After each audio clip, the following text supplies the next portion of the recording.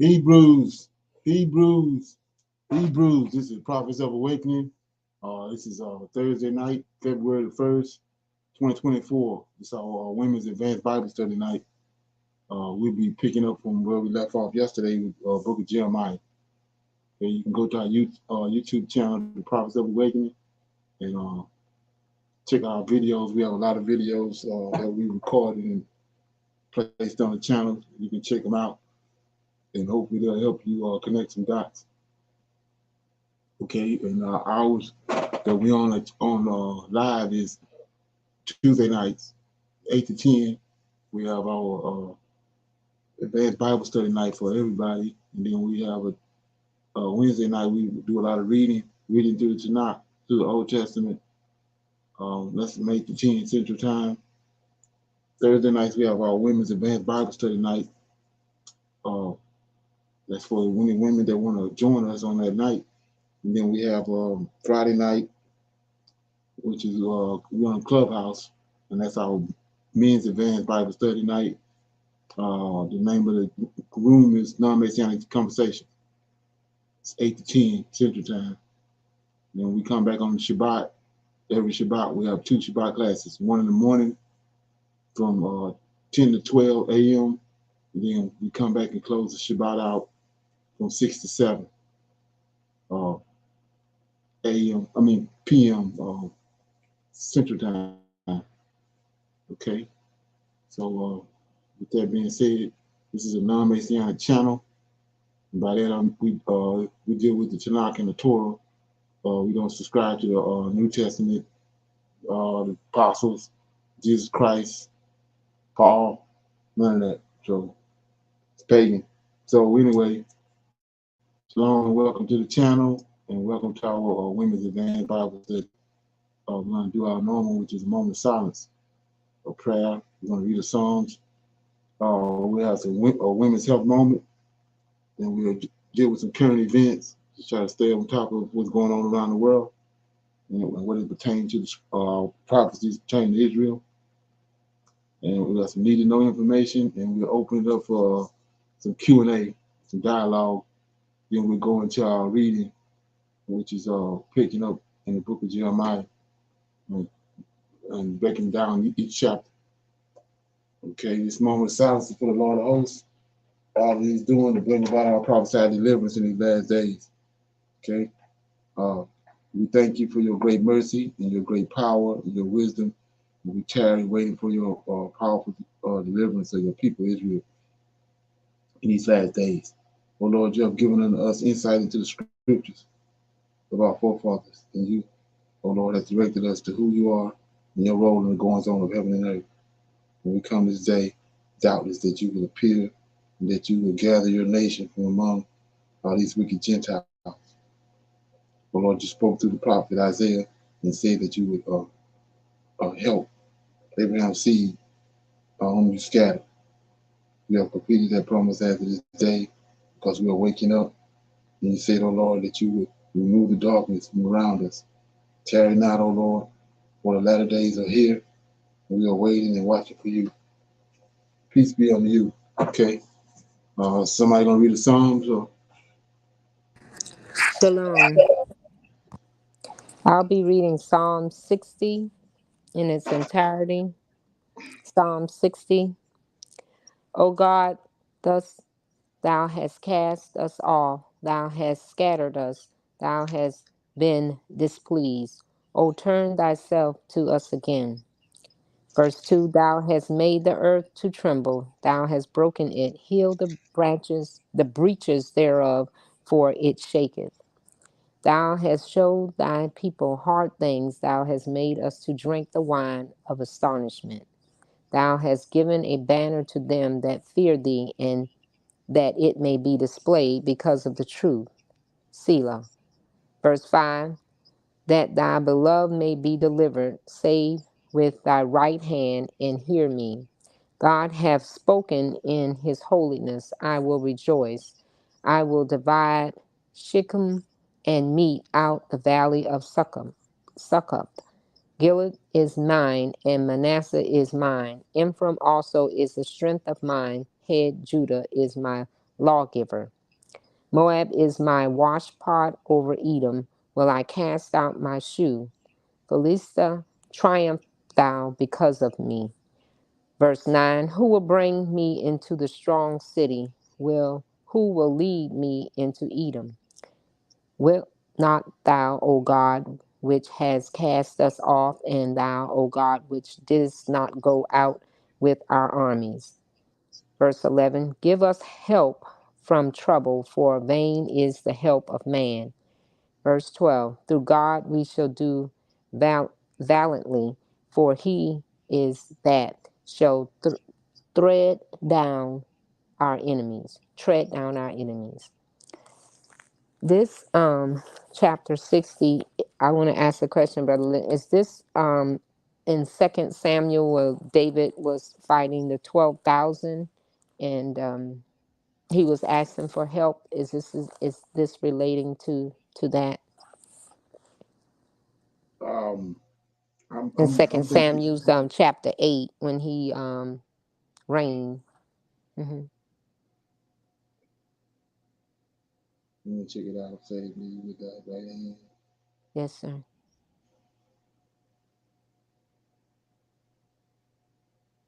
Yeah, we look at it's. You look at verse 6. Yes, God has sir. spoken in His holiness. I will rejoice. I will divide Shechem, and I will mete out the battle of Siklag. Gilead is mine, Manasseh is mine, Ephraim is mine. Yeah, so six, Hmm. 5 and 6 is he's saying he's going to rejoice after a victory, some victory he had, and he's rejoicing in the Lord because Right. he knows the one that did it. Yeah, I would Yes, say sir. yeah. Yes, sir. Okay. Okay. Thank you. So all right, I got two things I wanted to shine a light on Hmm. was Yes, sir. verse 2. Verse 2 says, thou hast made the earth to tremble, thou hast broken it, heal the breaches thereof, for it is shaken, for it shaken. So my question is, what is these breaches? The reason why the earth is shaking. It's could it be the sin and the wrong that they have done, that the people have done? Right, but I Is- mean, would it cause the whole earth to shake? I'm not sure on that one, sir. Right. So when he raised up the tribe of Israel out of their graves, what he said the earth gonna do? Oh, shake. Yes, sir. So anyway, it says when you understand the breaches, Mm-hmm. it, David not on the throne, Israel is no longer in a land. So that's the breaches. So he's saying you got to put it all back like it was in order for it to stop shaking. There's all kind of breaches in Aaron's seed. He got a covenant with Aaron's seed. They're not in place. They're not in the temple. David's seed not sitting on on David's throne. Israel is no more. The nation Israel no more. All those are breaches. Okay. Yeah. So then in verse 8 it says, Moses my watchspot.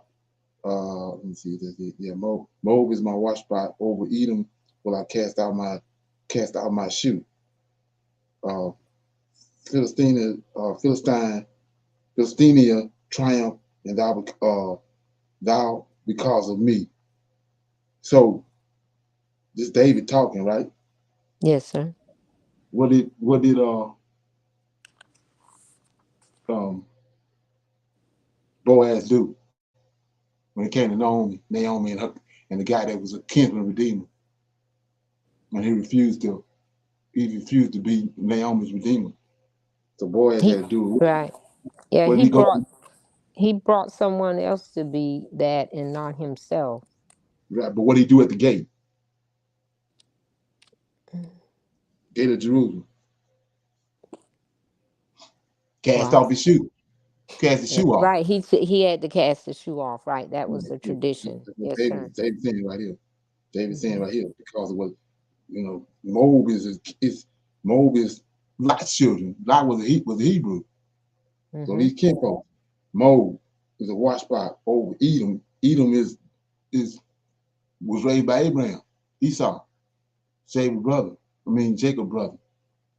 Said, "Will I cast out my shoe?" Philistine triumph that though because of me. So he's saying that some of the reason why Israel in that predicament is because of him, and because of that, she going cast off his shoe. Okay. All right. So yeah. Okay, thank you. That's better. It's more clear. Okay. Anybody else got anything? Okay. So we'll go to our women's health moment. Yes, shalom, everyone. Please note that the information that is shared is intended for general, informational, and educational purposes only and is not medical advice or recommended treatment. Tonight's discussion is on cucumbers and their great benefits. By virtue of being a green edible vegetable, although technically a fruit, cucumbers are almost automatically a healthy food. Cucumbers are low in calories, fat, and sodium. They also give you a good dose of hydration, vitamins, and minerals. Here's what's so great about cucumber nutrition: super hydrating. Cucumbers are about 96% water, so eating one is not that far from drinking a big glass of water. Our own bodies are about 60% water, and being hydrated helps with everything from eliminating waste, regulating temperature, lubricating joints, and protecting tissues like your brain. But it's not just the water content that helps your hydration status. Cucumbers also contain potassium, which helps your body maintain an electrolyte and fluid balance. Potassium is also important for muscle contractions, your heartbeat, and in other processes in your body. It helps keep you regular. Cucumbers contain two things that keep the number two train right on schedule: water and fiber. It supports healthy bones and tissues. If you ate 1 cup of cucumber slices, you get about 14% of the daily value for vitamin K. Vitamin K is super important for building proteins that make up your bones and helping blood clots. It may aid in weight loss.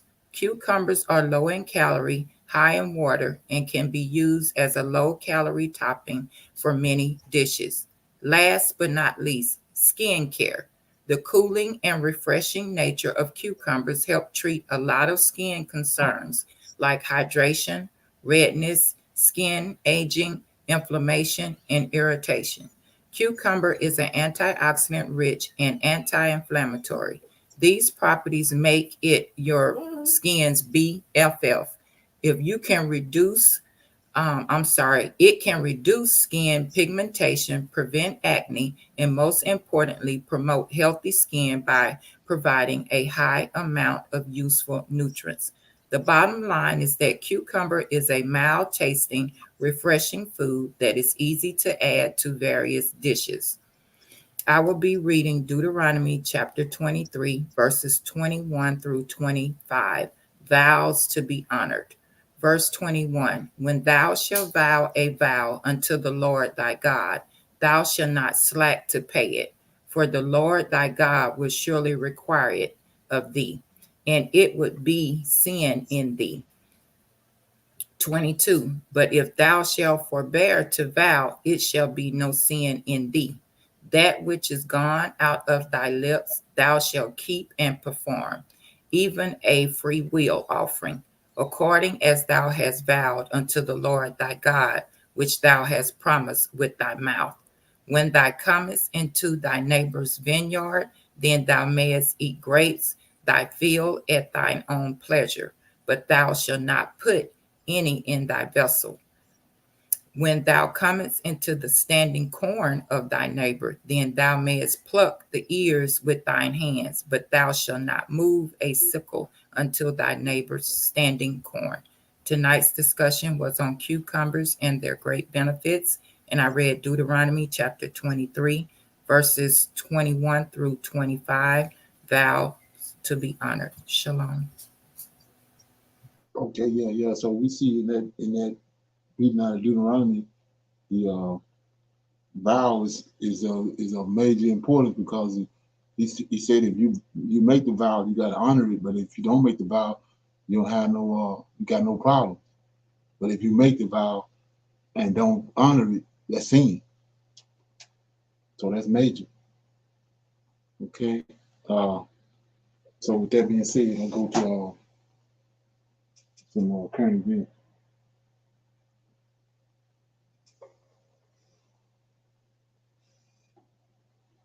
Okay.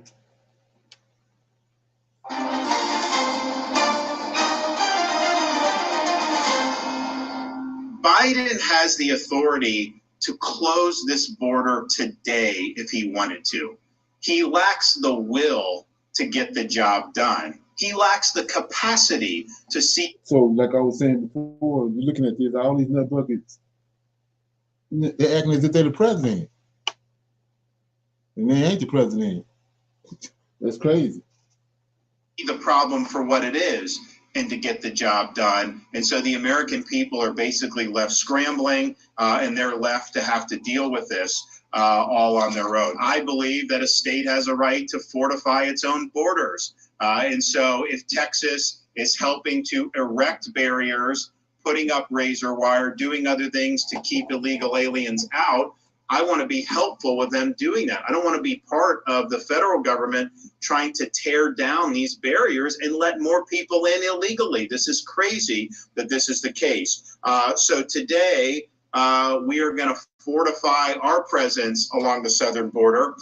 We're providing up to 1 battalion of Florida National Guard, as well as our first ever deployment of the Florida State Guard. And the goal is to help Texas. Okay. I've got to share this. Are you paying? So, like I was saying before, when you understand this, is Esau. Esau behind it. He going. They the ones concocted the Constitution. They know just how to go in and finagle it and bring up shit that's gonna cause drama, like he just mentioned. You know, whoever I know, I ain't never heard. Whoever heard of the State Guard? You heard of the National Guard in the state, but now you ain't never heard of the State Guard. So that's been there the whole time. But you know, this is how you bring about chaos. Them strengthen the barricades, help them add barriers, help them add the wire that they need to so that we can stop this invasion once and for all. And the states have to band together. The states have to band together to be able to defend the rule of law. And we see the problems, the drugs, the crime, just the sheer number of people. What has that done to hospitals? What has it done to education? You just can't do it. I mean, we probably have had 10 million come illegally since Biden's been president, but that number, even if that was legal, we cannot absorb that many people. It's just not the way you do business. It's not the way you run a country, but it's also a larger issue. You know, if we don't have a border, then we are not a sovereign country. You either have a border or you don't. You're either a sovereign country or you're not. And if you look at the potential border deal that they're talking about, where they're going to do some type of reform, first of all, Biden doesn't need legislation to do what he's going to do. Second of all, they're saying, oh, you shut the border down only if you get more than 5,000 illegal aliens a day.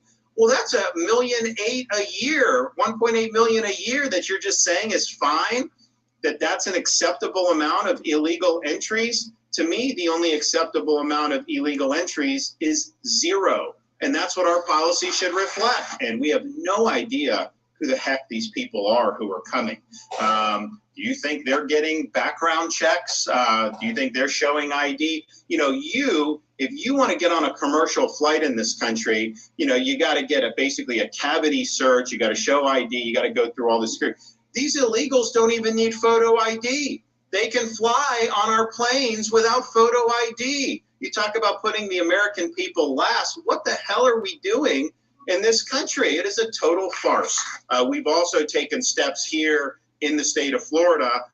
We've signed strong legislation to protect Floridians against illegal immigration, including banning sanctuary cities, including having E-Verify for employers, including increasing penalties for human trafficking and human smuggling. We've also banned local governments and non-government organizations from issuing ID cards to illegal aliens. And we've invalidated out-of-state licenses that have been issued to illegal aliens by states like California. We're not recognizing that here in the state of Florida. So this has been a total disaster. You have massive amounts of drugs pouring into the border, and then the sheer number of people. You know, you don't hear these cities talk about being sanctuary cities anymore, do you? Because they realize you can't possibly take this many people coming in. So let's all band together as states. Let's say that our borders matter. Let's say that we're going to support Texas in making sure that we can stop what is happening to our country. Thank you to my fellow governors. Half of America now is standing against the Biden administration, also more than a majority of all the attorneys general across the country. Biden is not taking on Texas. Biden is taking on the United States of America. Greg Abbott is once again challenging federal authorities on the border. He's saying Texas has a right to self-defense because he believes the federal government is not doing enough. Most incumbents don't lose elections. They get fired, and they get fired because they're doing a bad job. As you talked about, the immigration system and the border issue is the primary issue in America right now. 2 Florida elementary school teachers won a combined 9 lottery jackpot.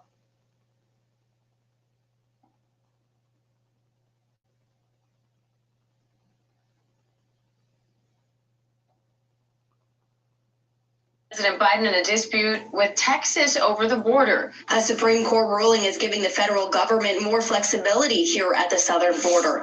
The justices ruling Monday that Border Patrol can cut and remove about 30 miles of razor wire installed along the Rio Grande by the state of Texas, escalating a political battle between President Biden and Texas Governor Greg Abbott. Texas National Guard soldiers putting up more razor wire in the Eagle Pass to increase border security, despite the federal government allowing border agents to remove or cut that wire. Listen, I'm proud of the great state of Texas. I'm proud of our governor. I'm proud of our state legislature. See what I'm saying? Now, these are all white men. So the Supreme Court, the highest court in the nation, and the president just said that take the razor wire down. But all these nothing buckets saying they ain't gonna do it. But there ain't no repercussions. That's like treason. Going against what the president say. Okay. Legislature, because they're stepping up and defending our state from invasion. Let's look at that right quick. Listen, the mayor of let me get this right. So you didn't jump up and do this when Bush took his ass over to Iraq. Bunch of blue cities, the governors of a bunch of blue come states together and have stop declared that. illegal That's immigration more. That emergencies was more in their horrific than states. this. That's true in New York. That's true. You stop that. But now you really next want to jump up and stop this. Like I said, this is no different than a bum rushing the White House, like they did on January 6th. Nobody ain't saying shit. Yeah. Any comment? I disagree. I agree, not disagree, but I agree with what you said. Okay. Yes, sir. Shalom. Yes, and as far as them saying that Biden has the right to, stop the borders right now, close it down, they gave Trump a whole lot of, saying that he couldn't do it, and now they're saying that Biden should do it. When they were against Trump trying to close the border down, they had a lot of pushback. But now that Biden is not going to, look like he's not trying to close the border, they're giving him a lot of slack. So I'm not understanding how they're wish-washing over this whole ordeal. Right. It's like I said, it ain't nothing but a ploy. It's these Edomites behind it. It's a ploy. Like I said, they know just what to do to cause havoc. They created the Constitution, they created America and its laws. They know just what to come in and cause chaos. So all of a sudden now it's this big old push when it's like 10 months left before the election. Now you got this big old push where it's, all you rednecks got to come together to stop what's happening to the border. When it was going on in 16, and it's going on 2020. Why all of a sudden now, 10 months before the election, now you want to take a stand? Yeah, it's crazy. All right, let me I got another one right here. And like I said before, they already told you what's going to happen. These same states behind the state was started the Civil War. Okay. The United States children are the same people. And this is coming from the FBI, from the Department of Homeland Security. They are now saying that the attacks are not just coming from other countries. We are now seeing the attacks originate right here in the United States.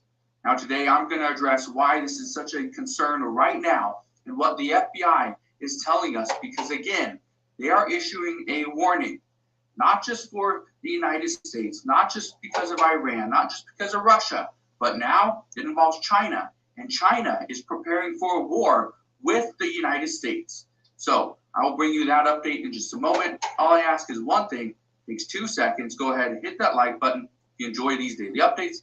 Now let's begin.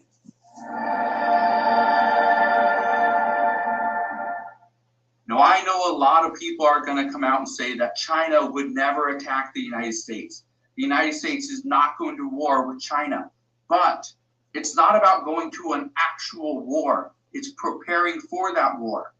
And according to multiple Pentagon officials, they are saying that if China is preparing for a war with the United States, that itself could actually spark additional conflicts. And I want to explain why. Just look at this. This is something that the FBI had to do. The FBI shut down China Volt Typhoon, hackers targeting the U.S. infrastructure. Now, I want to read you just the key points here, and then we need to listen to what the FBI director, Christopher Wray, had to say just the other day. First, let's read these key points. It says the FBI has shut down a China-backed hacking group called Volt Typhoon. Director Christopher Wray announced at a House committee hearing. This was just the other day. It says Microsoft in May warned of Volt Typhoon's hacking efforts, advising customers to change their security details. Wray has raised several alarm bells about Chinese government spying efforts over the past few years. Now, I want you to listen to what he's saying in just a moment. And here's the reason why. Right now, the United States is in a very vulnerable situation. We have an issue with Russia and Ukraine that the United States is trying to fund. We're trying to fund additional support and military equipment for Ukraine. Trying to do the same thing for Israel. But a lot of the world isn't backing Israel. They're backing the Palestinian people. But the United States is on the opposite side of that. That's troubling. Now we also have a conflict with Iran and Iranian-backed groups. But the big issue is the U.S. southern border.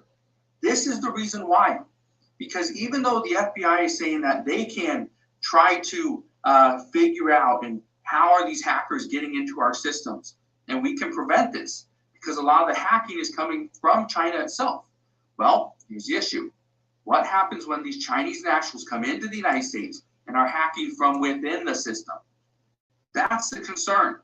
Because what's going on right now is that the United States is pretty much open. Our borders are not secure.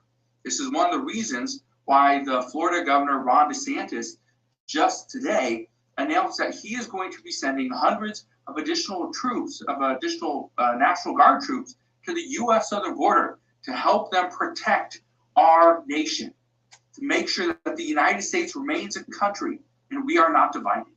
That's exactly what he had to say. Now, I want to play you this clip. It's going to be about a 3-minute long clip. This is from the FBI Director, Christopher Wray. I'll jump in the middle of this and kind of give you my thoughts and give you some additional updates as well. So let's get right down to it. Listen to this. Before I go on, I do want to make very clear that my comments today are not about the Chinese people, and certainly not about Chinese Americans who contribute much to our country and are frankly often the victims of Chinese Communist Party aggression themselves. Rather, when I talk about the threat posed by China, I mean the government of China. That's big. He's actually talking about the government itself, not necessarily the people. Because again, and I bring this up, I talked about this yesterday, just on Monday, Okay, on Monday, we saw here in the United States, there were 97 Chinese national men that entered the United States. Okay, this is just in, I believe in California only, not Arizona, not New Mexico, not Texas. It was just California, I believe. That is insane. 97 people in one day are what we accounted for. 97, according to this report, military-age men. Okay, that came through. Let's keep listening. In particular, led by the CCP. The CCP's dangerous actions, China's multi-pronged assault on our national and economic security, make it the defining threat of our generation. Now, when I described the CCP as a threat to American safety a moment ago, I meant that quite literally. There has been far too little public focus on the fact that PRC hackers are targeting our critical infrastructure, our water treatment plants, our electrical grid, our oil and natural gas pipelines, our transportation systems, and the risk that poses to every American requires our attention now. I want to touch on something there really. Okay. Doubts about any comments on that? Okay. That's some need to know information.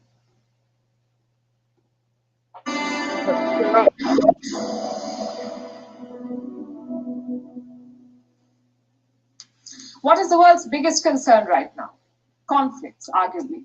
The wars in Ukraine and West Asia, they're causing a lot of instability. But what if I told you that far from these conflict zones, there's a new crisis emerging?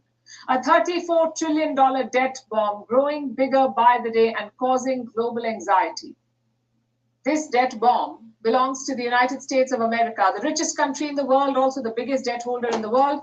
And when it explodes, this bomb will cause global devastation. The warning comes from the boss of America's biggest bank. His name is Jamie Dimon. He's the CEO of JP Morgan Chase. He says US debt endangers global security. And this debt is humongous. As of today, US borrowing stands at 120% of its GDP. By 2035, this number is set to hit 130%, 130% of America's GDP. That is the level of their debt. And this high level of debt is quite dangerous. Let me quote from what Dimon has said. If you look at that 100% debt to GDP by 2035, I think it's going to be 130%, and it's a hockey stick. That hockey stick does not start yet, but when it starts, markets around the world, there will be a rebellion. What is this hockey stick he's talking about? It's a scenario where high borrowing leads to higher costs, charges to service this debt. And how does it pose a global threat? Again, let me quote. This is about the security of the world. We need a stronger military. We need a stronger America. We need it now. So I put this as a risky thing for all of us. This is risky both for America and its allies and the rest of the world. Many of these allies have bought debt issued by the US government. I'm talking about government bonds. And their exposure is quite high, around $7.6 trillion. That's how much countries around the world have spent. They have bought this debt, $7.6 trillion. And the most vulnerable among them are American allies. I have a list, and topping this list is Japan. Japan owns over $1 trillion of US government debt.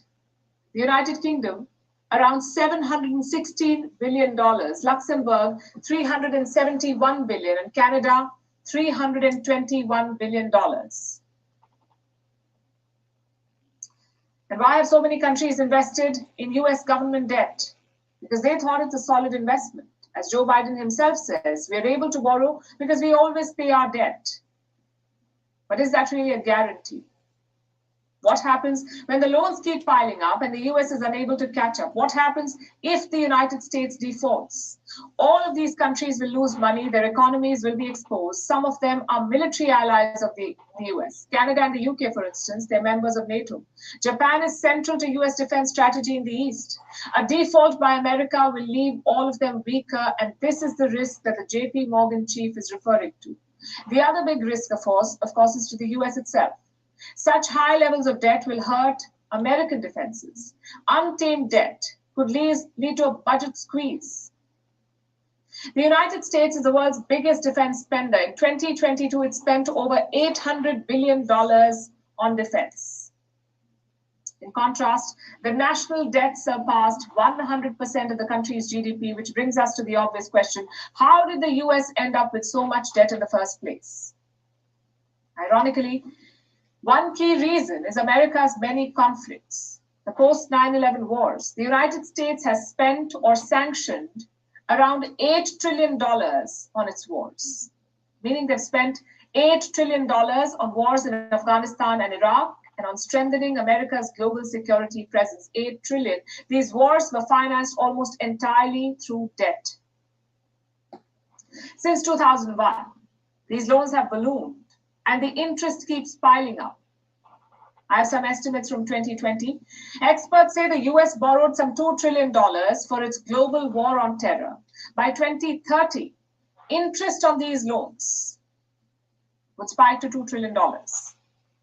So the US will have to pay $2 trillion in principal and another $2 trillion in interest. So $4 trillion in all. And what happens if this interest keeps piling on, if they don't pay? By 2050, the interest payment alone would be worth some $6.5 trillion. So America. Okay. Any comments on that? It don't look like it's gonna last. Like I said, what's you gonna do when the bubble bursts? Any comments? Shalom. She talked about just a 12% difference in 12 years of the 120% to the 10% to the 130%. It's already happening. Everything is we're borrowing at higher rates and things are costing more. So it's happening. You can see it. Yeah, exactly. And then it's prophecy. When you can see that this, like you said, the question was posed in Obadiah that who can bring the beast down? Yahweh, the Lord of hosts can bring it down. And that's what he's doing. Yes, sir. Okay. Yeah. So with that being said, we'll open it up for some Q&A, questions or comments or anything. Somebody got anything they want to bring up or inject into the Bible study? Shalom. I'm just starting in Enoch, the book of Enoch, first book of Enoch, chapter, excuse me, 83, where Enoch talks to Methuselah about his dreams that he had, Okay. and talking about the one dream that he had married, but he was a boy, he was little, and then the other dream about the earth being swallowed up, and when he talked about what is Methuselah was asking his grandfather about those dreams, and he was telling them that they're terrible, that these are the things that were going to happen. So if we go back, and in Enoch, everything is being revealed. It's like a whole revealing, where one of the angels, Uriel, is telling Enoch about the different things that are going to happen, and so it's being passed down. And one of the parts, and I couldn't find it again, and I'll find it hopefully before we end. When he talks, he's talking about her, and then he says he. And I'm going to find that, sir, before we end tonight, to ask you, why did it change like a gender? But we know that when we say Bathsheba, that's not a her, it's a country or a land. I just want to know what that her and he is for that particular one. Okay. Yes, sir. Okay. Anybody else got anything you want to? I do, yes, sir. Shalom, everyone. Brother Leonard, I have two things that I would like to have an open discussion about. But the first thing is A while back we discovered that word amen, right? And we talked about it a little bit.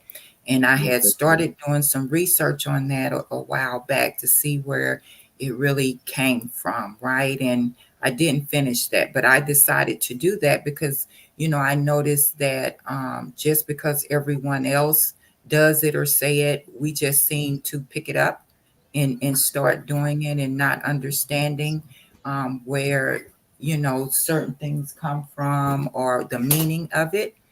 And it was a lot of information that I came across in reference to this, and I really tried to shorten this the best that I could. So, with that being said, everyone just may want to do their own research because it is a lot out there. But I just wanted to discuss a little bit about that and uncovering its history. And then the other thing I wanted to discuss was the third and fourth generation.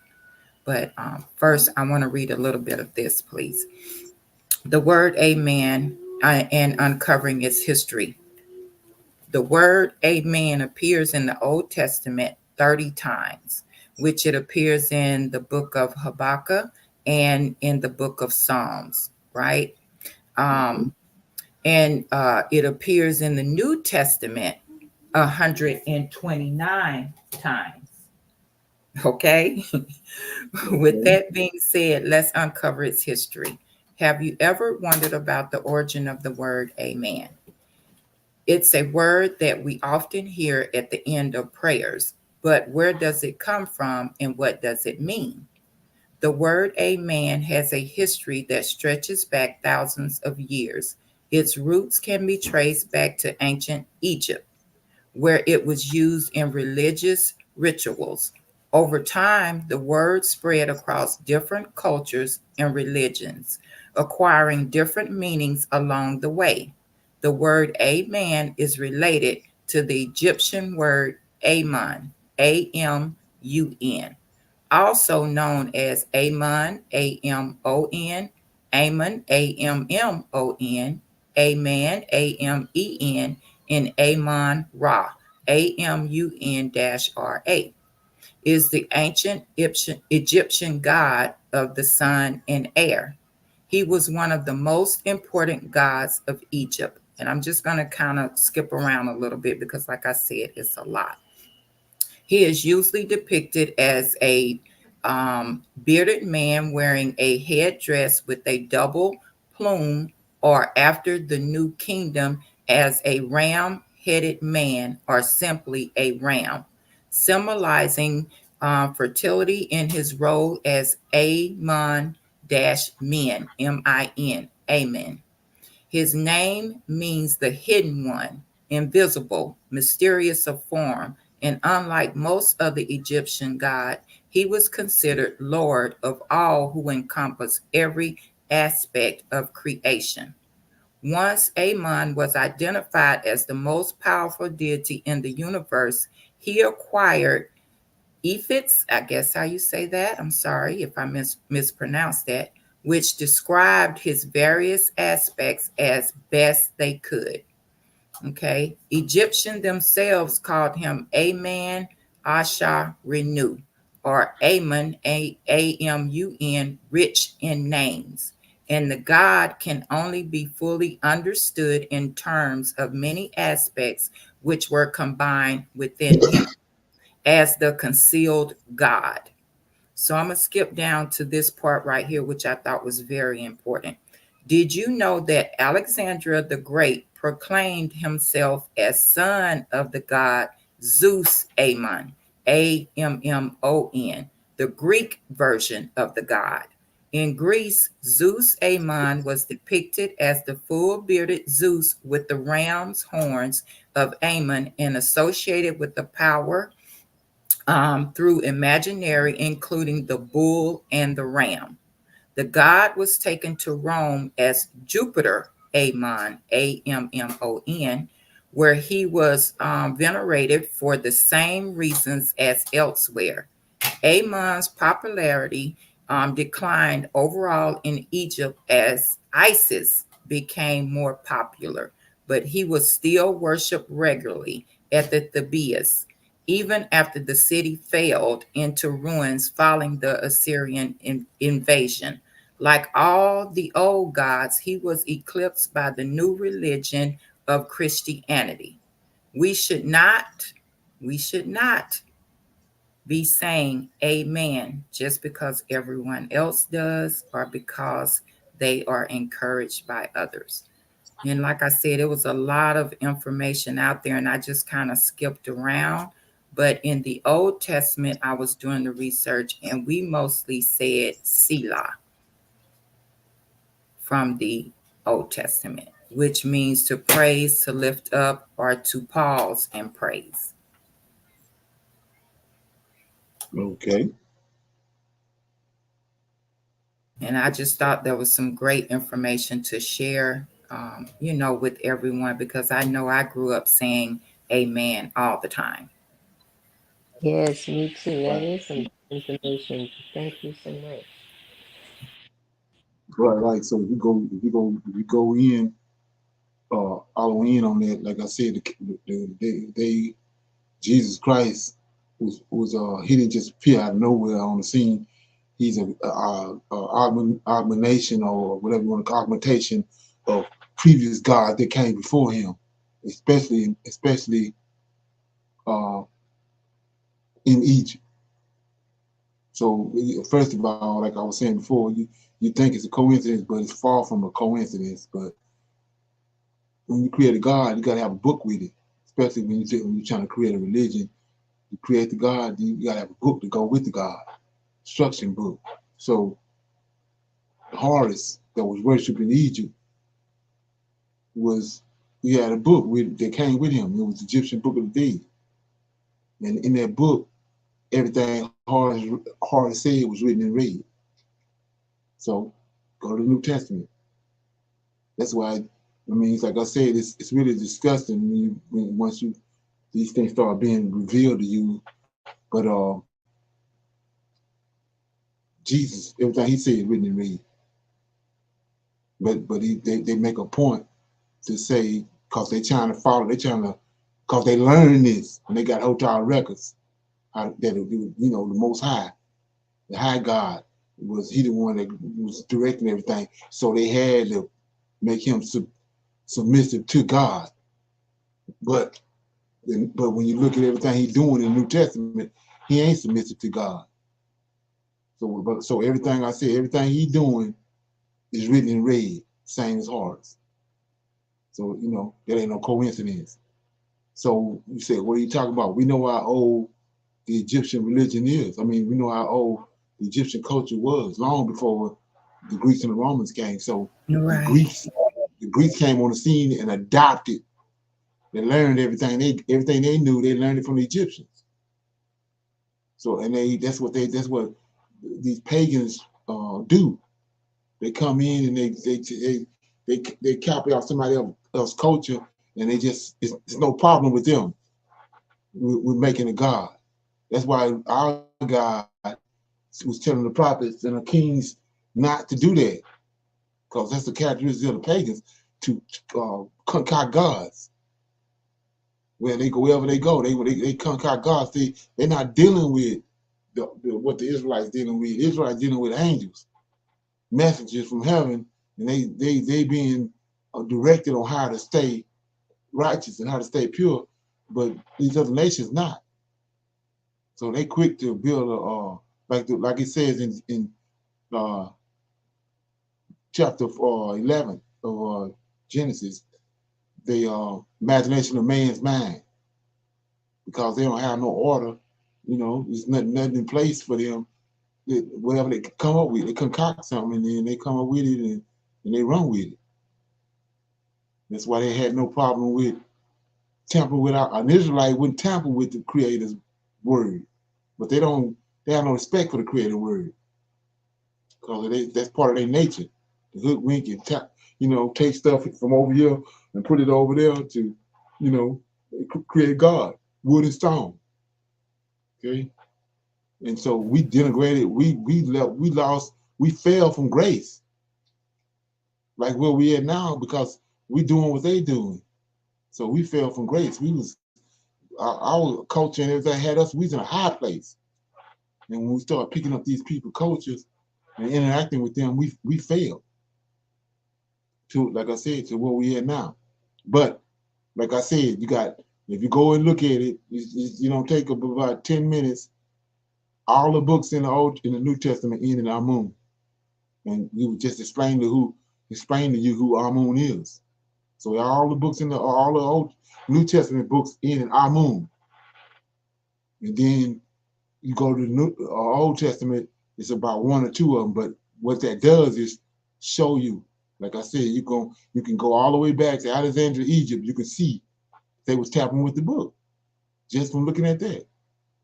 And in the Psalms, they're tapping with the Psalms because we got a moon, a man in certain Psalms. That wasn't there.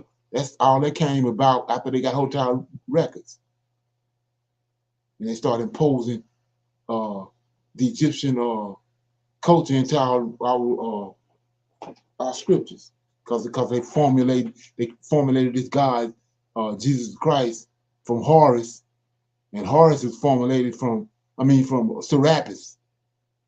Serapis was formulated from Horus, and that's how, like I said, Jesus didn't just pop up on the scene, but this is the trick, and I cut it off right there. So notice it says Amun was hidden. And then what did it say about Jay-Z? Mm-hmm. He was hidden from the beginning.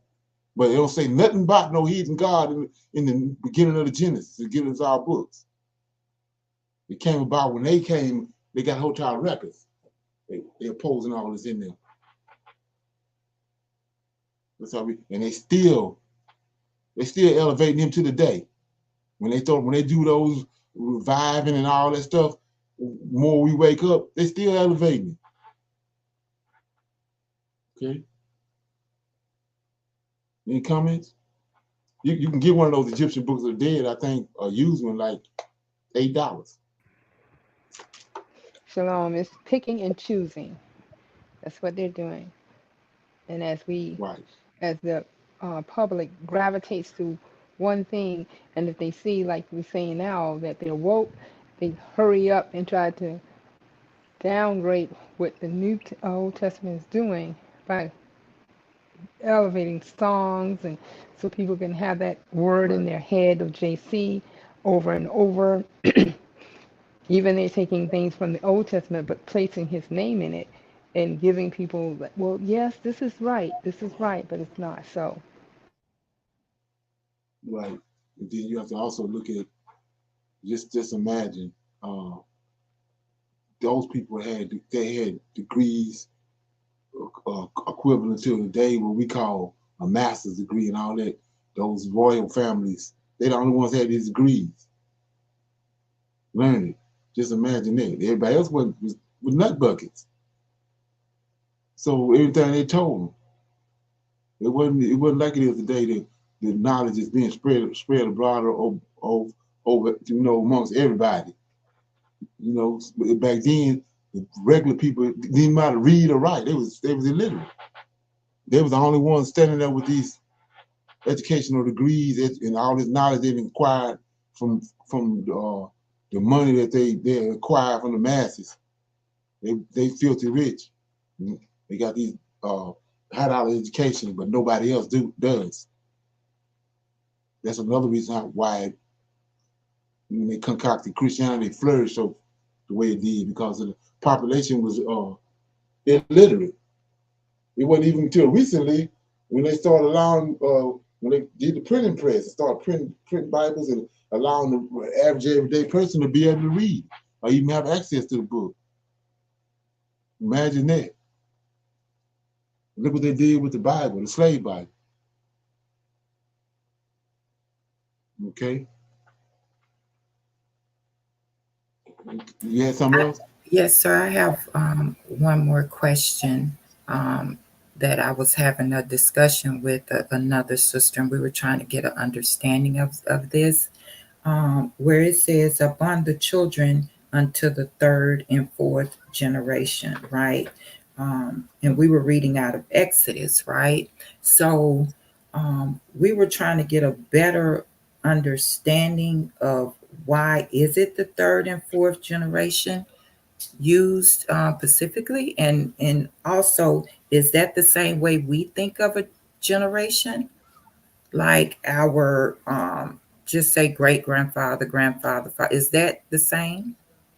Right. If you go to Genesis chapter 6, right? So we Yes, sir. seen it started out, like I said, we found out sin is the reason why people not living as long as they did before. The earth dying because of sin. The earth being constantly polluted every day, with being bombarded with sin. So if you go to in the beginning, we know he told them in the garden, you're not going to live a day with the Lord. That's, a day is 1,000 years, right? Yes, sir. Yes, sir. So that's how it started out. A generation was 1,000 years. That's how it started. That's why you see Okay. all those men living as long as they did, because of like I said, the earth was young and wasn't no sin on earth. Then you go to Genesis chapter 6. Okay. Genesis chapter 6. Yes, sir. I got it. Okay. And then you see where it says, and it came to pass when men began to multiply on the face of the earth, daughters were born unto them, that the sons of God saw the daughters of men, that they were fair, and they took them wives of all which they told. So just a lot of sin came with this. And the Lord said, my spirit shall not always strive with man, for that also he is flesh, yet his days shall be 120 years. So now it's reduced down to 120. That's a generation. See that? You see that? Yes, sir. I do. Yes, sir. So why 120? In the book of Enoch, but how long did Methuselah and Noah and Shem prophesy to the people and witness to them that the flood was coming? Over 900 years. 120 years. That's why it got reduced to 120 years. They proclaimed to the people and prophesied to the people for 120 years before the flood came.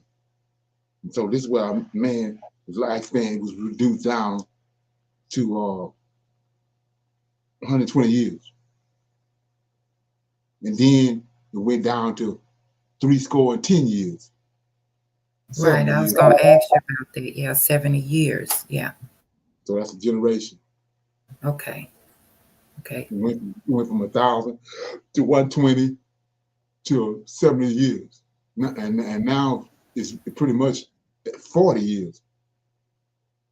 So that's what, and then so you got to go back to, why did the flood come? The flood came because of mixing. Most High, he ain't down with mixing. We're not even supposed to mix clothes, fabrics together. So the mixing brought about them being contaminated. So that's why he, like I was saying before, he have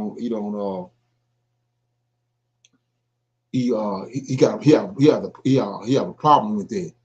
So he dealing with DNA when you start talking about the third or fourth generation. So it's gonna take you, if somebody or a nation or family or household then mingled, it's gonna take third or fourth generation, those generations to weed that out. So you say, what are you talking about? Let's look at it. Genesis 15 is a perfect example. Genesis chapter 15. So this pertaining to the Israelites. They're gonna eat prophesying, telling them, everybody want to say this is the 400-year prophecy, but he telling Abraham they're going to captivity in Egypt. Then he says in verse 13, he said unto Abraham, know of a surety that thy seed, see that? DNA, genetics, shall be a stranger in a land that is not theirs, shall serve them, and they shall be afflicted 400 years. Then 14, and also that nation whom they shall serve will I judge, and after this they shall come out with great substance, and thou shalt go to thy fathers in peace. Thou shalt be buried in a good old age. But in the fourth generation they shall come hither again, for the iniquity of the Amorites is not yet full. So who are the Amorites? They descended from the giants. And so where Egypt at? I mean, where are they going into captivity at? Everybody's saying America, but if you look at what's going on and understand our culture and all that, they going into Egypt. So what happened while they was in Egypt? They got diluted genetically and in their minds with the gods that was in Egypt, because we see what they did at the mountain. At the very mountain of God, they created a calf, golden calf. Where did the golden calf come from? Egypt. So that take that amount of generations to get that, to weed that out of the people. That's why he's dealing with those generations like that. So the spies came, and 10 of the spies gave an evil report. So what did he do with that generation? They wandered around in the wilderness for 40 years until he weeded them out. That's why he's doing that. That's why he's saying third and fourth generation. Esau, when he went over, Esau didn't look like he looked now.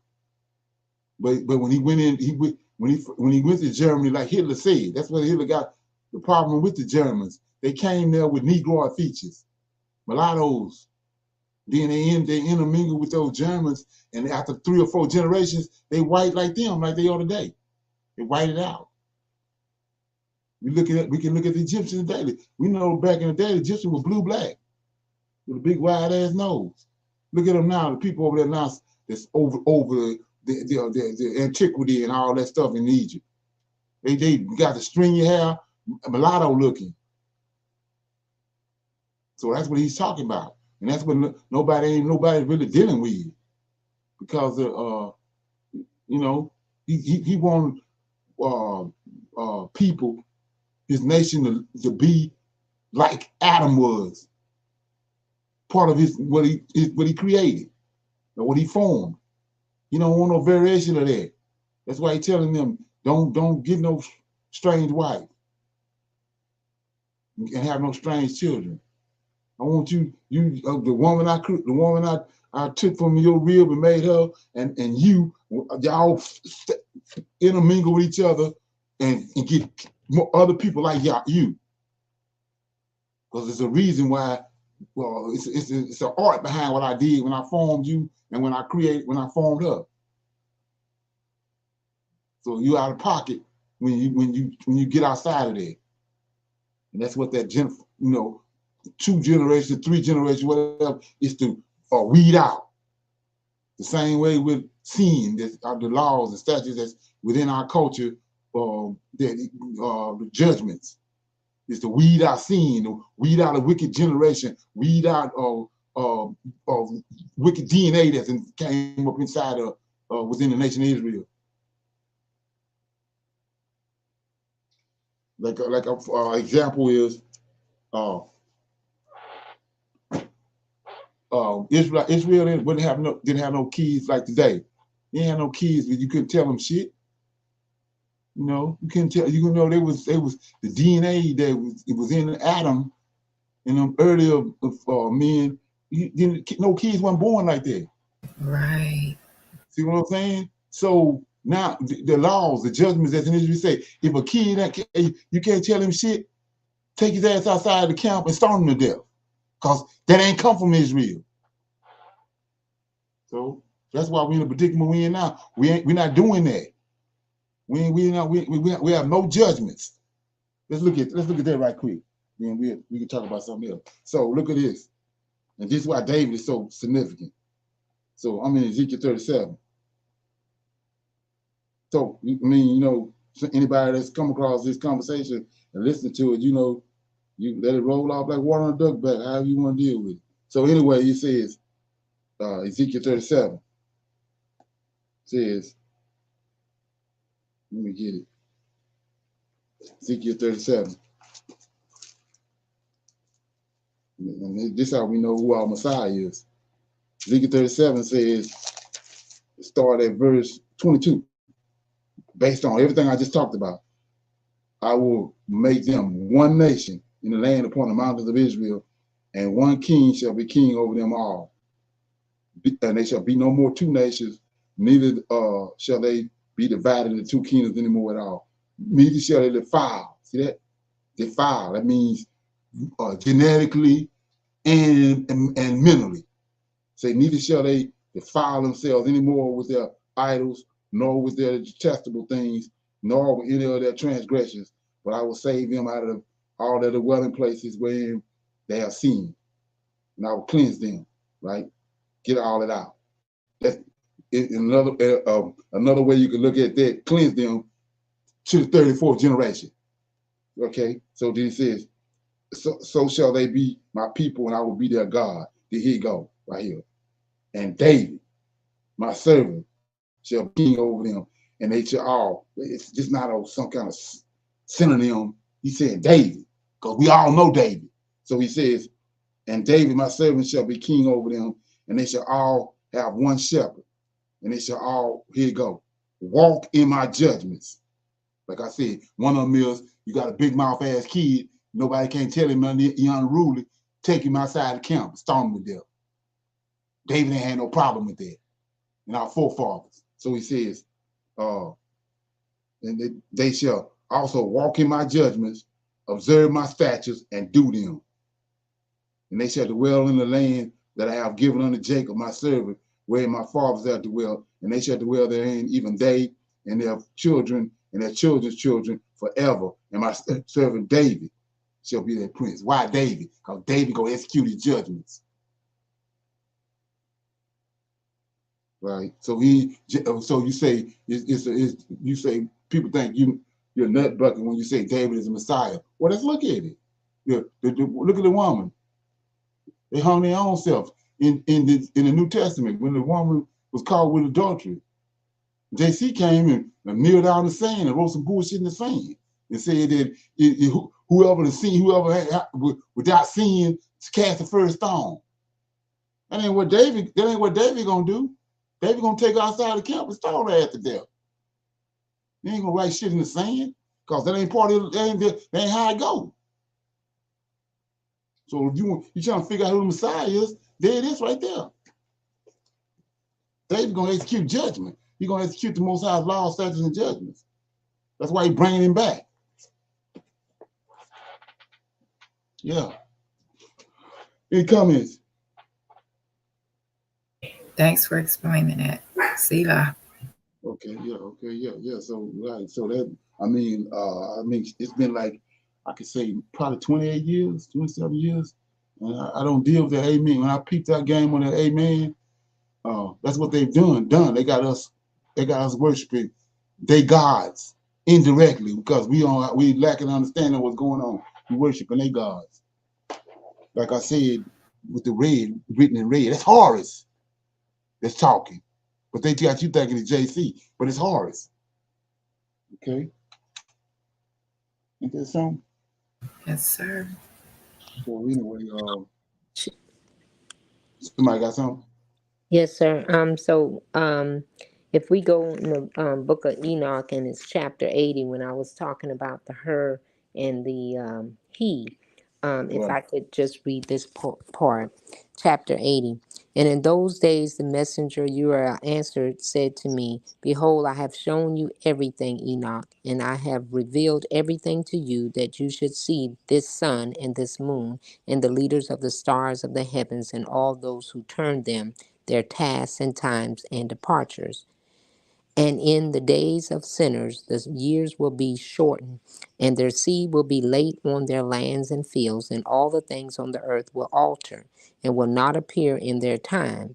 And the rain will be kept back, and the heavens will withhold it. And in those times, the fruits of the earth will be backward, and will not grow in their time. And the fruits of the trees will be withheld in their time. And the moon, and this is where I see the first her, and the moon will alter her order and not appear at her time. And in those days the sun will be seen, and here's the first and he will journey in the evening on the extremity of the great chariot in the west, and will shine more brightly than accords of the order of light. And many chiefs of the stars will transgress the order, and these will alter their orbits and tasks, and not appear at the seasons prescribed to them. And the whole order of the stars will be concealed from the sinners, and the thoughts of those on the earth will err concerning them, and they will be altered from all their ways. Yes, they will err and take them to be gods, and evil will be multiplied on them, and punishment will come on them so as to destroy all. When they talk about the moon will alter her order, is the her, what is the her? The moon. They put Okay, a, so that's one of the gods. Moon is a her, and then it says, and he will journey in the evening. that's And the sun. That's the the sun. sun, yes, sir. So the sun is So go ahead. the sun is a male god, and then the moon is a female god. Well, if you when you go back to the prophecy, he Mm-hmm. said that Deuteronomy 28 said we're gonna be cast out among the Gentiles, and then Right. we're gonna pick up their ways and their ideology. They worship the woman. So like I said, they want to say wisdom is a woman because they looking at the creation out of ignorance, and they want to say, well, man upon the earth, got a woman. So Yahweh got to have a woman, right? But we know He's already told angels, you eternal beings. You don't need no woman. The woman was created for the man on the earth to reproduce himself. So the angels ain't no female angels. They don't need no woman. So if they don't have no woman, he ain't got one. Okay. But from their pagan concepts, they came and injected all into the scriptures. So they did the same thing in the sky. So it's got to be a male. One of them got to be a woman, and one of them got to be a man. The moon is a woman, and the sun is a man. Then they turn around and like I was saying before, I had this conversation with countless other people. Now, a day consists of the sun and it's by itself. But you see both of them, these two lights working hand in hand. Half is 12, half is darkness, half is light. So a day is, you got to include a day with the sun and the moon, like he just said, in a cycle. Each day, when the sun and the moon go through their cycle, that's a day. There ain't no other way to look at it. So that's what they done. That's what when you hear Hellenistic or shit being Hellenized, that's what that is. The Greeks and Romans, which they got it from the Egyptians. They want to supersede. Like I said, say it's it's a woman. Yahweh got to have a woman. He don't need no woman. He's an eternal being. He don't need no woman. He formed a woman from the rib and created a woman in order for the man on the earth to reproduce himself. So and to assist him as a companion. So is it fair to say, because this is the book of Enoch before all that was being told to him, so the heavens, because Enoch had not ascended to heaven yet, and Uriel, was telling them about all the various things of the earth. So was there a vision or something that when Samuel was cast down, and then Eve was made for Adam, then when the 200 came and they had saw that, I'm just kind of speculating, and help me with it, that they would mimic that, saying that the son is the woman, because they had no woman, they needed no woman. But when Eve was formed from Adam, then it looks like everything is being trying to be Im, imitated, but then at a higher level, when the Lord of hosts does something, the Most High does something, and then Samuel tries to do it more, or try to make it better in his way. Right. Right. So would that be imitated on a lower level? That's me. I'm just like you. Just help me out. Because to me, I look at Samuel on a lower level. So he's trying to compete with the Lord of hosts, right? With everything he creates and he does. I can be wrong, but as you were explaining that, and we look at it, he's always trying to imitate and compete against the Lord of hosts, but we know it's in a wicked way. Right. He can't do. That's the thing. He can't do what he do. So that's where the clarity and the revelation come in at. They names. So Michael's name is he who can create. Can't no other angel do that. So that's what he's trying to do. But he have to bounce off of what's already there. In order, like with those fallen angels, in order for them to get, they wanted children. Because they had, like he told them, he had to send Enoch to tell them, you celestial beings. You don't need no woman. He told you that while you was up here. But they reduced themselves down to man by coming down trying to sleep with a woman. Because they seen the man had woman. But that's a lower level thing. They eternal beings. So in order, so they wanted children, but they can't create children. They angels, but they can't create no children like Michael can. And so that's who he trying to. He's not trying to fight with the creator. He's trying to fight with Michael because he's like the creator. That's who he contending with. That's why it says, Michael and his angels fought with Satan and his angels. That's who he contended with. It ain't Yahweh. But when they went to our book, they want you to think they took Michael out the picture, so they want you to think he contended with Yahweh. No, he's trying to continue with the angel that the Most High has in place from the very beginning, that he created like him. That's doing all the Most High bidding, the strong one over Israel.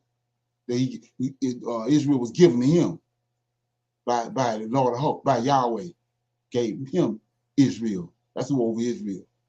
And so he got a problem with that. And he consistently continued with him. So another thing I noticed, you got to look at those events. And in order to line those events up right, you got to look at, first of all, it's something happened before Genesis 1:1. Because the flood that during Noah's time is the second flood. When you come to Genesis 1:1, it's a flood from what Satan done. And so you come to Genesis 1:1, the whole earth covered with water. It wasn't created like that. He caused it to happen. Just like he caused the flood with Noah time. Because of what Satan done. He had the whole earth covered. And so what you're dealing with is he returning to the earth. And he got the Lord of hosts with him. He returned to the earth in Genesis 1:1. That's why it says Yahweh in Genesis 1, and then chapter 1, verse 1, then Genesis 2, the Spirit of God, the angel. That's what a spirit is. The angel of God is moving on the waters. Yahweh is up there, and he's speaking to this created spirit, which is the angel. He's speaking it, then he's doing it. There's two of them from the beginning. So they done came back, like I said, and backtracked and posed all these ideologies that's on us now. Our forefathers, back in the day, understood it was two powers. And so that's where you have to understand that he cast, when he tells you in Revelations, they got it from our other books, but when Lucifer done what he done, when he caused the flood, the first flood, he was cast out of heaven into outer darkness. Him and the angels, the third angels that he had, they was cast in the outer darkness. We know how cold it is in the outer darkness.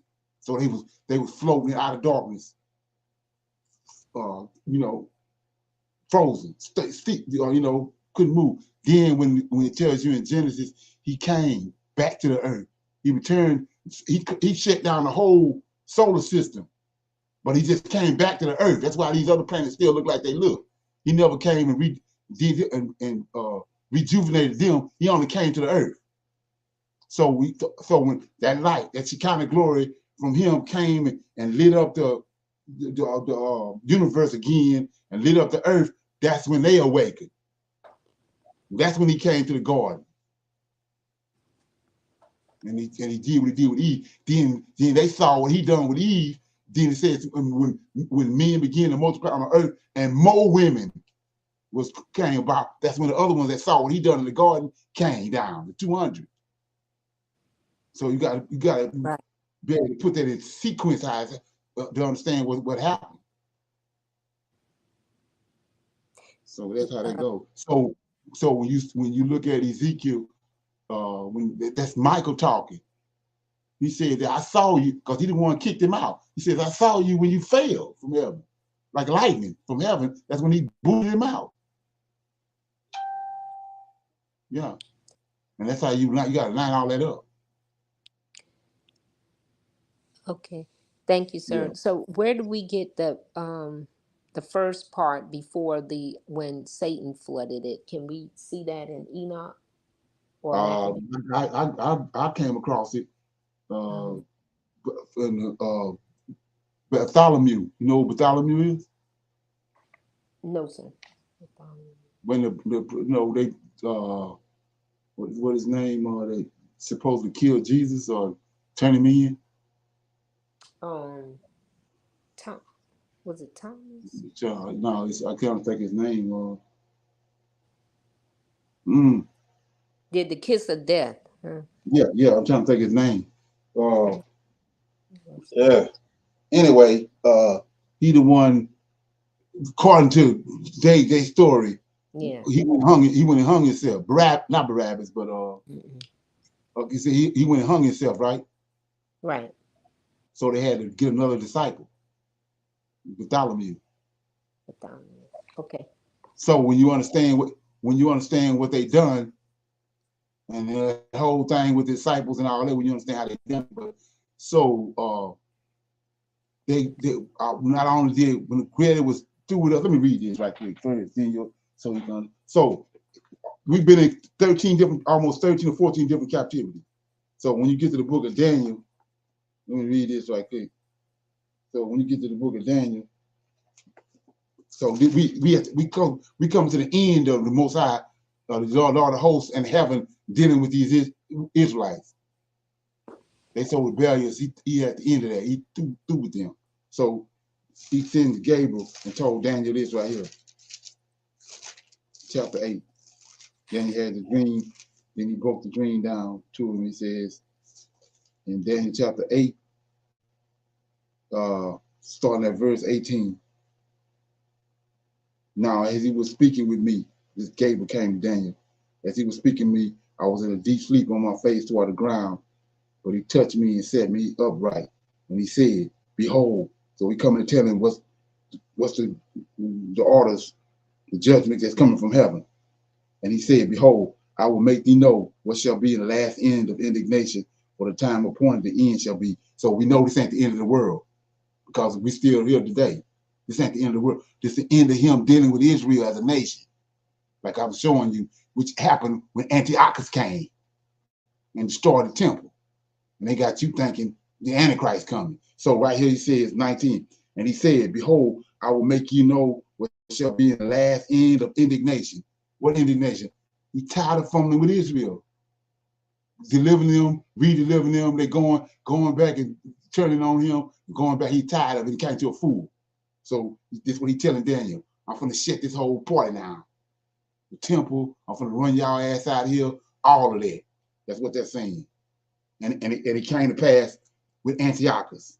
If you go to verse chapter 9, the next chapter, and you'll see verse verse 25 is when they came back from Babylon. They in Babylon when Daniel saw he had these visions. Now they back. Daniel 9:25. And that Messiah, which ain't nothing but anointed one, that's Zerubbabel. So it says, know therefore and understand that from the going forth of the commandment to restore and build Jerusalem unto the Messiah, that's Zerubbabel, the prince, shall be 7 weeks, 62 weeks. The street shall be built again, and the wall in troublesome times. What wall? Nehemiah. All this stuff is already happened. It's 26, this Antiochus. And after 62 weeks, shall the Messiah be cut off. They stopped in Ezra. They stopped Daniel. They stopped them from building the temple, rebuilding the temple for 2 years. So Zerubbabel rebuilt the temple. And it says, and after 62 weeks, shall the Messiah be cut off, Zerubbabel, but not for himself. Then after they build a temple, and the temple is in existence for a while, the people of the prince that shall come shall destroy the city and the sanctuary and the indignation over there, what I just showed you. The end thereof shall be with a flood, and unto the end wars and desolations are determined. It says, and he shall confirm the covenant with many for 1 week, 7 years. Antiochus, that's in first Maccabees. Antiochus made a covenant with them for 1 week. Then it says, in the midst of the week, he shall cause the sacrifices, the abominations to cease. For the overspreading of the abominations, he shall make it desolate until even until the consummation that the determined shall be poured out upon Israel. So none of that had nothing to do with the New Testament. That's what Daniel told them. He tired of fumbling with y'all. He done sent you into Egypt. You ain't get that. The Philistines came and had you in captivity. The Moabites, all these different nations had you in captivity. Now I'm going to shut this whole party down. They took that and superimposed it over in the New Testament. But all this had already happened. And that's where a lot of understanding people getting all discombobulated because they don't understand it. So anyway, I go to so like I said, so he said he's gonna scatter us. He scattered us, and he done away with everything had to do with Israel, right? So he scattered us. He scattered the word too. So you might find verses and revelations in the book of Moby Dick. It's scattered, just like you find Israelites everywhere. You find Israelites all over the world scattered. The word been scattered. You might find a truth anywhere. You don't know where they stuck it in. So anyway, because I understood that, I'm gonna read you something. And you tell me whether you think it's the truth or not. So this is the book of Bartholomew, Gospel of Bartholomew, because he was an apostle too. So he tell you what happened in the beginning, before the flood. So he says, but the devil said, suffer me. So what happened is Jesus supposed to be standing there and Bartholomew asking all these questions, which is that's how they do, you know. So he says, ask him what happened, you know what I'm saying? But the devil said, suffer me, and I will tell thee how I was cast down into this place, and how the Lord did make man. I was going to and fro in the earth, in the world, and God said unto Michael, there it is, bring me a clod from the four corners of the earth, and water out of the 4 rivers of paradise. And when Michael brought them, God formed Adam in the region of the east, and shaped the clod, which was shapeless, and stretched sinew and veins upon it, and established it with joints. And he worshipped himself for his own sake first, because he was the image of God. Therefore, that's Christian ideology. These angels ain't worshiping no man. That's Christian ideology, but it's truth in it. So anyway, therefore he worshipped him. And when I came from the ends of the earth, Michael said, worship thou the image of God, which thou hast made according to his likeness. But I said, I am fire of fire. I was the first angel formed. Yeah, it did work right here. Michael was the first angel formed. So it says, I was the first angel formed, and should I worship clay and matter? And Michael said to me, worship lest God be wroth with thee. But I said unto him, God will not be wroth with me, but I will set my throne above or against his throne, and I will be as he is. See that? They go to understanding right there. Michael means he who is like Yahweh. That's what he want to be. See that? He says, God will not be wroth with me, but I will set my throne over against him, and I will be as he is. See that? That's what he want to be a Michael place. Then was God wroth with me and cast me down, having commanded. The Bible tell you he didn't fight with God, he fought with Michael. Michael cast him down.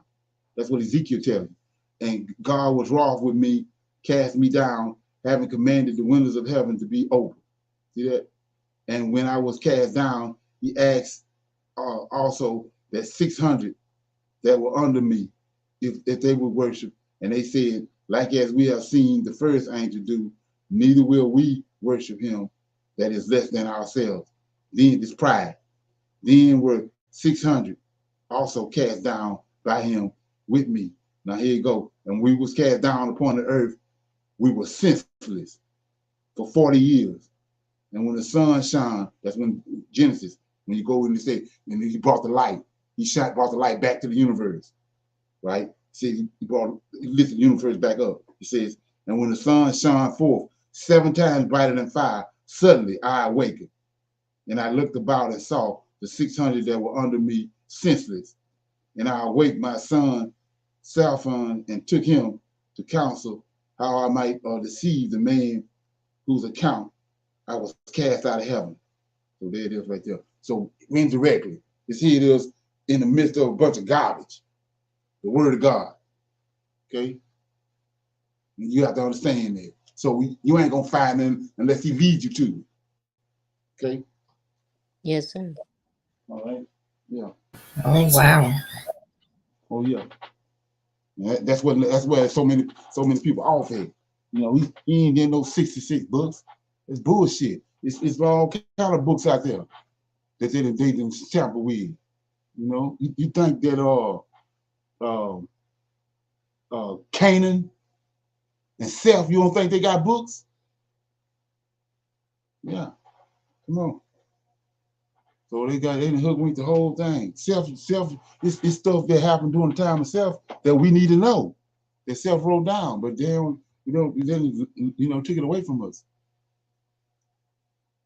And they'll take it and they'll use it as they will when they want to plug something into the New Testament with JC. For example, I'll give you another example of that. Let me show you this right here. So, right here, Jude, right? So they didn't get a number on the book of Enoch. It got the world where they won't read it, right? So look at this.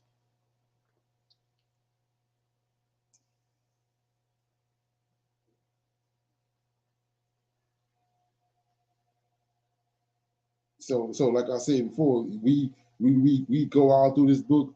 We understand. We know Samuel, and we know Gad, and we know all these men of God. If they come today saying the same thing I'm saying, you ain't gonna hear what the hell he's saying because you've been brainwashed. So look at this.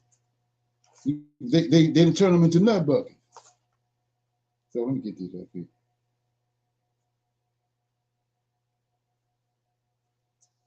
Jude, right, says,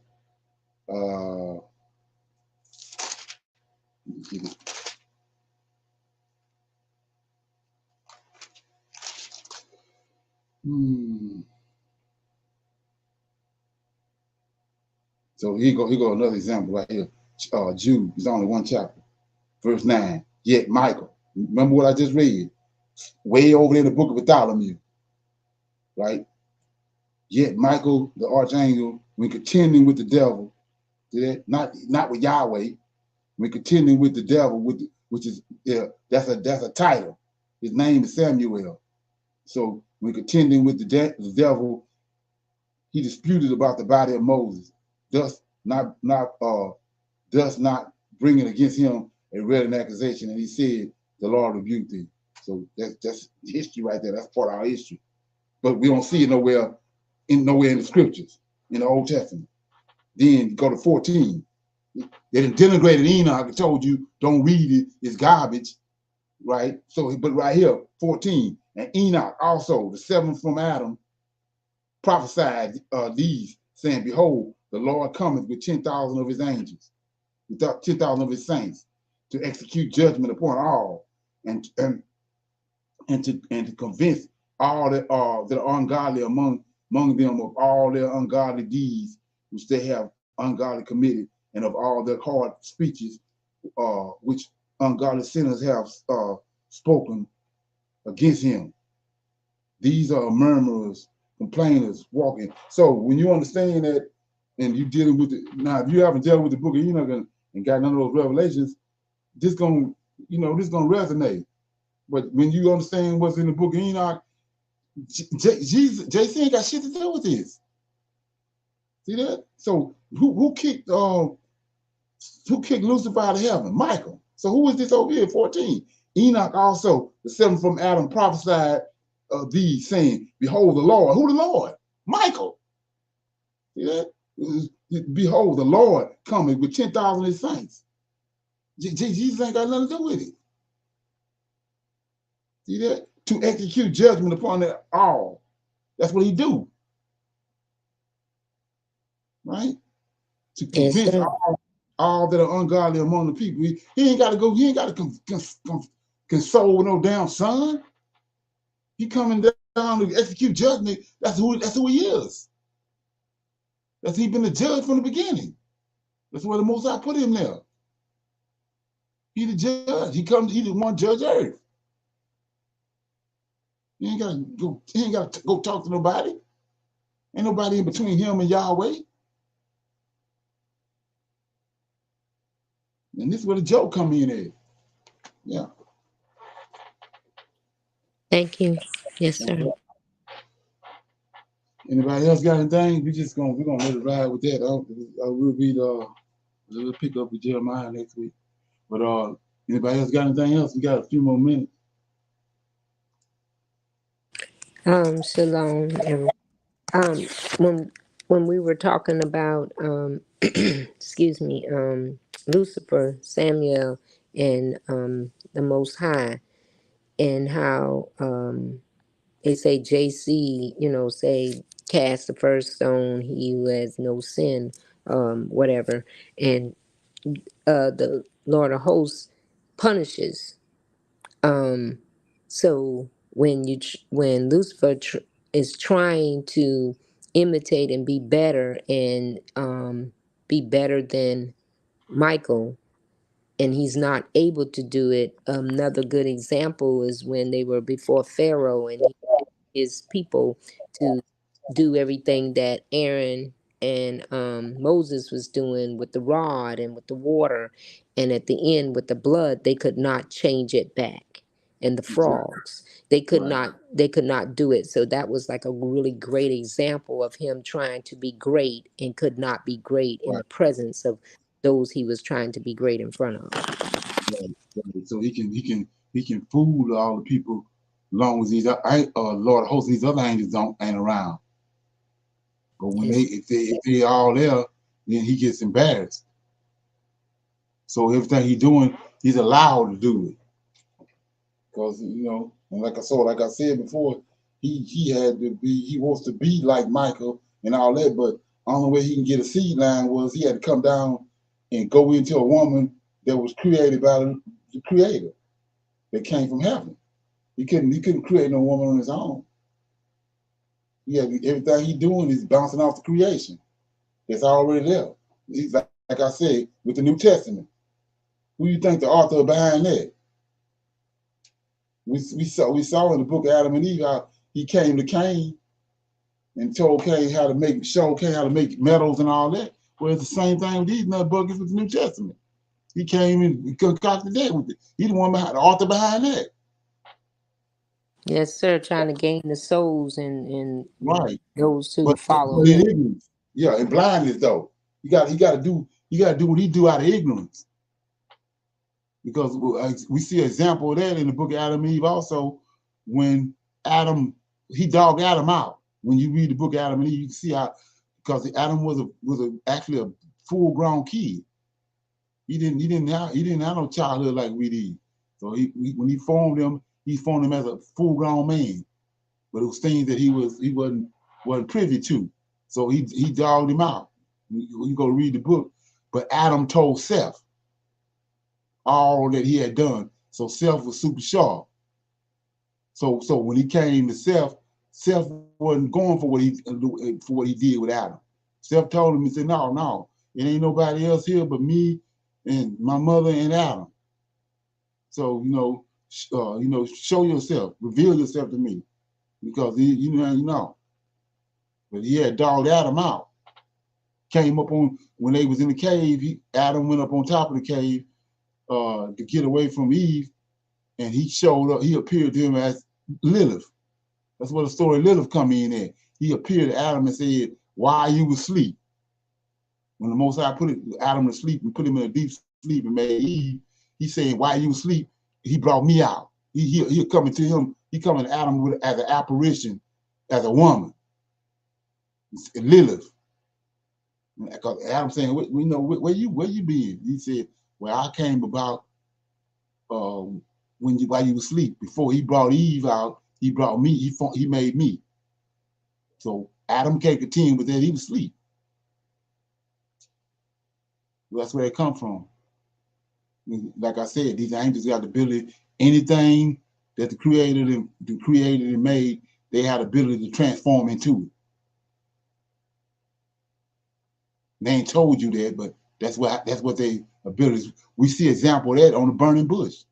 That was Michael, but he appeared to Moses as a flame of fire on the bush. He appeared to Abraham in chapter 12 as a man. They can transform themselves. And like I said, you have to piece all this stuff together. Once you get to a certain point, you start piecing together, and you come across stuff, you know whether it's legitimate or not, because if it don't fit what you already got, it's garbage. Like I said, wasn't no sun, nobody hid no bush. Most High talking to the prophets, and he telling them, "Am I not righteous?" Then when he came to Abraham, he said, "Would I be righteous if I don't tell you where I'm going?"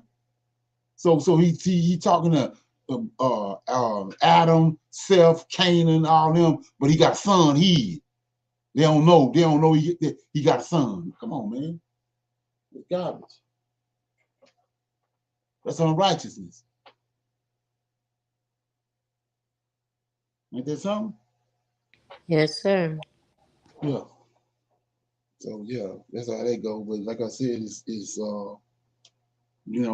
over being consistent and staying in one place, and then the Most High is gonna bring all this information right to you.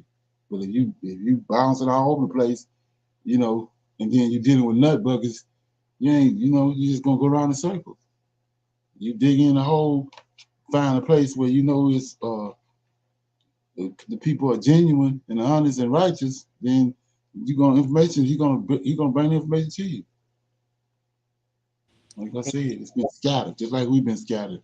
Our word has been scattered. We bring it back together. Okay. Anybody else got anything before we go? Everybody good? Yes, sir. Okay. It's a good class. Yes. Okay. Shalom, and another shalom. I'll see y'all tomorrow for our clubhouse room at 8 o'clock. Shalom. Shalom, everyone.